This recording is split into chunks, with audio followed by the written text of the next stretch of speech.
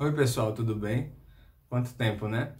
Se você está nesse vídeo, é muito provável que você tenha visto também o meu vídeo dos 10 idiomas, né? O vídeo em que eu falo 10 idiomas.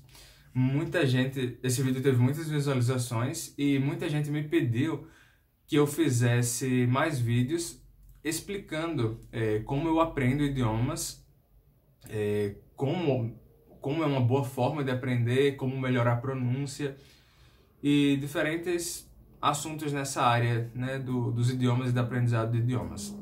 Basicamente, por causa disso, eu vou fazer uma série de vídeos e nesses vídeos, em alguns eu vou contar experiências minhas, experiências próprias que vão ser úteis para vocês aprenderem idiomas também, mas eu também vou fazer vídeos que não são exatamente sobre minhas experiências, mas são informações e curiosidades sobre línguas que vão ser muito úteis para você poder entrar nesse universo das línguas e poder entender melhor aquilo que você está aprendendo, aquilo que você está estudando, certo?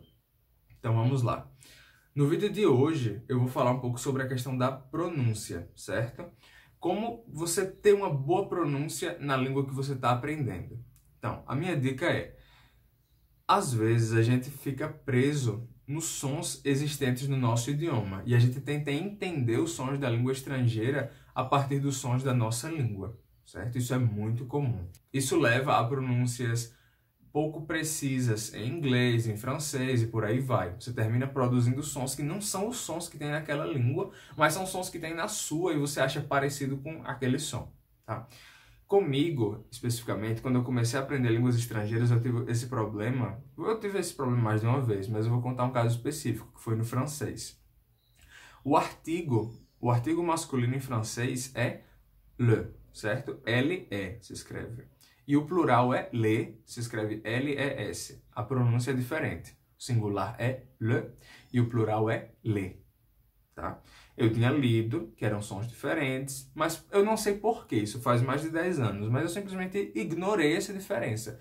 Li lá na introdução do livro que eu estava usando, quando eu tinha as frases, tinha lá a transcrição, e a transcrição de um som era diferente do outro som, exatamente para você, como aluno, saber que são duas coisas diferentes, mas por algum motivo eu simplesmente ignorava. Eu acho que o som do le, no singular, le, era representado por um E, com um círculozinho em cima, indicando que era um E arredondado, né? Que você faz a posição de E na boca, mas arredonda os lábios, E, né? E eu não sei porquê, mas eu simplesmente ignorava essa característica. Eu não fazia esse som, eu fazia um som de E normal. Aí na minha cabeça, se eu fosse dizer o menino ou os meninos, que é le garçon e les garçons, era igual, para mim era tudo le garçon. Eu não sei exatamente por que eu ignorava isso, mas eu sei que eu ignorava e eu sei que muita gente ignora esse tipo de diferenças.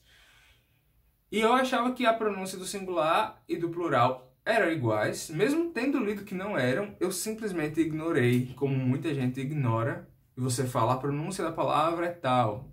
Aí a pessoa, sei lá, a pronúncia da palavra em inglês informação é information.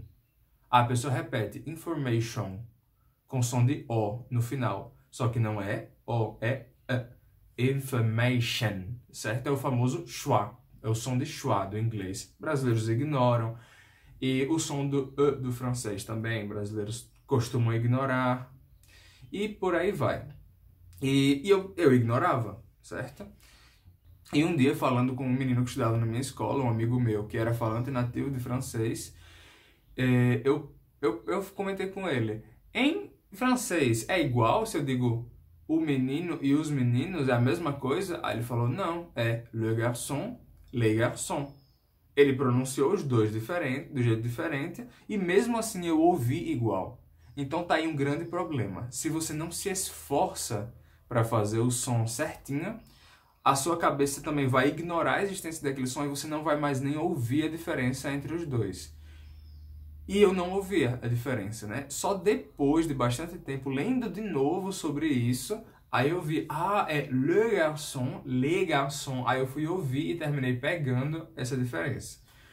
Mas a questão é que eu estava ignorando uma coisa importante só porque eu estava querendo pensar no francês a partir dos parâmetros da minha língua, dos sons da minha língua. estava cortando um som muito importante, simplesmente porque eu não conseguia abrir os meus ouvidos a possibilidades diferentes, né? Eu estava ancorado na minha língua.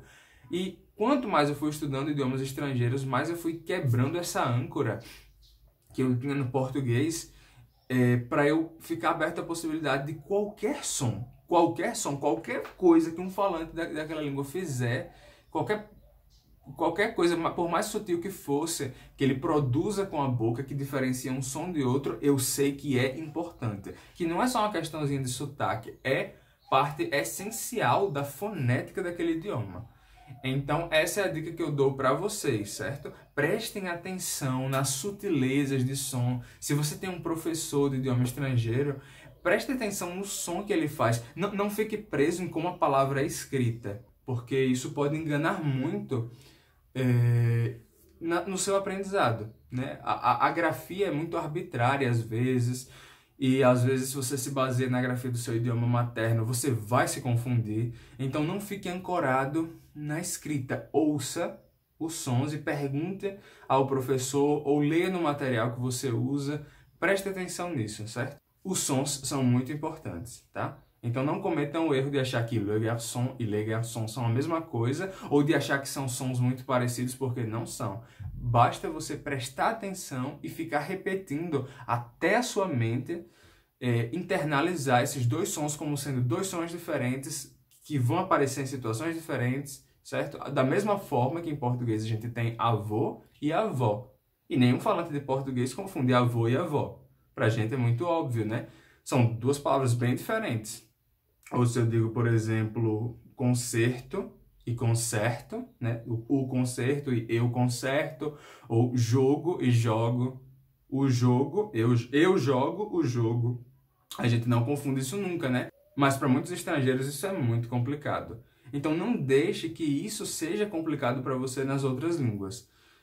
Entenda que as outras línguas não vão funcionar fonologicamente do mesmo jeito que o português e quando tiver essas sutilezas, não se acostume a usar um som parecido que existe em português. Usem os sons daquela língua, por mais que possam ser complicados no começo, e você vai ver como, com o passar do tempo, você vai se acostumar com esses sons e a sua pronúncia vai ficar bem melhor e a sua compreensão também. Porque se você produz aqueles sons falando como sons diferentes e você se acostuma com eles, quando você ouvir aqueles sons, também você vai ouvir eles de forma bem mais clara e a sua compreensão também vai melhorar. Então, melhore nesse aspecto, não se acostume a falar com sons do português. Os falantes daquela língua vão entender você melhor e você vai entender eles melhor também, tá? Então, até mais. Um abraço.